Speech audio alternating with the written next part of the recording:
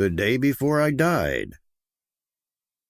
The sky through the windshield was a cold autumn gray, heavy with the promise of rain.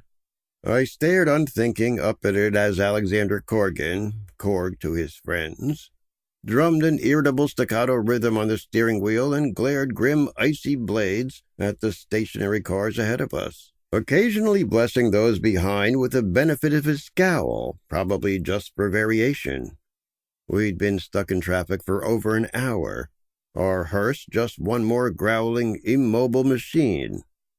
We were on the way back from the yard and stuck behind some crash or other on a corner of run-down brownstone housing towers, all dirty rust-colored bricks and equally brown, actually rusted metal stairs. The wait didn't really bother me all that much. We'd finished for the day as it was, and we were on the way back from the creme garage, and another job well done. Although I was starting to sweat a little in the uniform black suit. As for Korg, I think every wasted minute in this traffic jam was a wasted minute he could have been spending with a drink in his hand. Somewhere, someone sounded their horn in one long, frustrated blast that put me in mind of migrating winter geese. "Oh, right," Korg muttered darkly. "Because that's going to speed everything along, right? Fucking idiot." Korg was one or the biggest guys I'd ever met, muscular and fat at the same time. A completely bald giant of a man squeezed into a dusty, shiny black suit and tie. He was also a part-time criminal, a man of unpredictable humors, and my closest friend. Sometimes I knew he ran guns and discount booze around the city for people he mysteriously referred to as his associates, storing the merchandise between times in his treasure trove of a warehouse and making smuggle runs in the dead of night.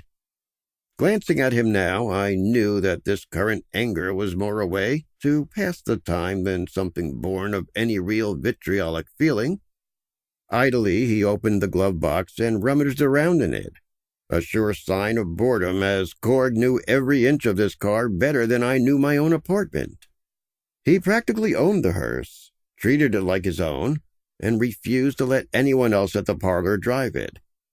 A vague smile came to me as I remembered how sour he had been when our boss, one Edwin Danvers, had auctioned off the old car and replaced it with a newer, near-identical model.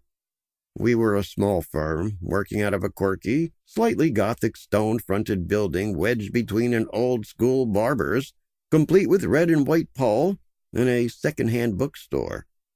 Danvers always said that the original crumbling facade was good for business. That tradition was comforting in our line of work, whilst the new hearse was his concession towards modernizing. He was always split like that when it came to business, the old rubbing shoulders with the new as uneasy bedfellows.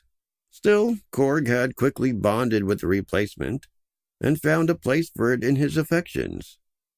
Up ahead, a siren sounded briefly, and the car ahead inched forward, then stopped again.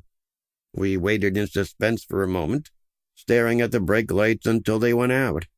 But it seemed that was it for now. "Fuck's sake," Korg pronounced solemnly.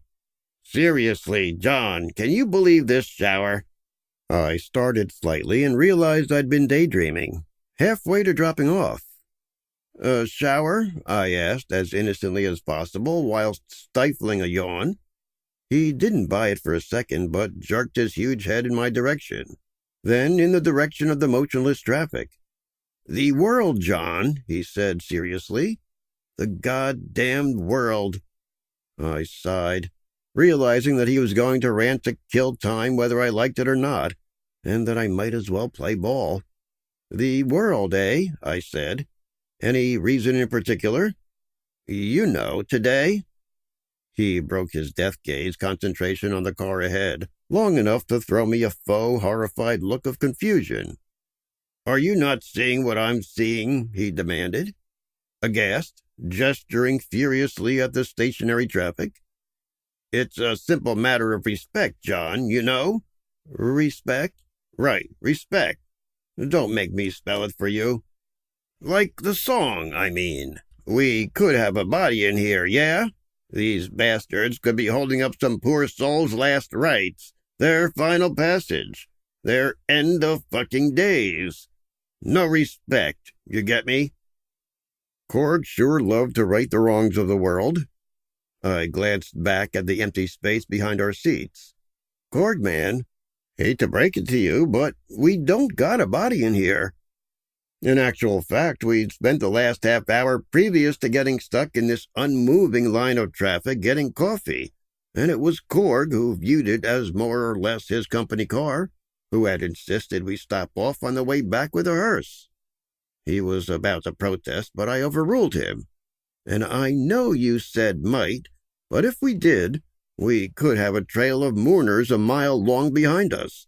And how much worse would this jam be then? I leaned back in my seat whilst Korg brooded. Silence. I stared at the sky some, feeling suddenly oppressed by the deepening heavy gray clouds. They felt expectant somehow. Something gathering in the long moment before the storm. For a second, I felt there was something very wrong happening in the world, something very wrong about those brewing purple bruises against the morning sky. I need some sleep, I told myself, and briefly tried to estimate how many hours I'd gotten in the last few weeks. Not enough, that was for sure. Every time my head hit the pillow, it felt like there was a pressure building behind my eyes. Maybe the storm would sort it all out. John, you listening to me? I caught as I zoned back in. Not really, I said, then shook my head a little sheepishly. Sorry, man, miles away. Korg grunted, but I caught the flick of his eyes at me in the mirror. Something akin to concern, perhaps, but just for the briefest second.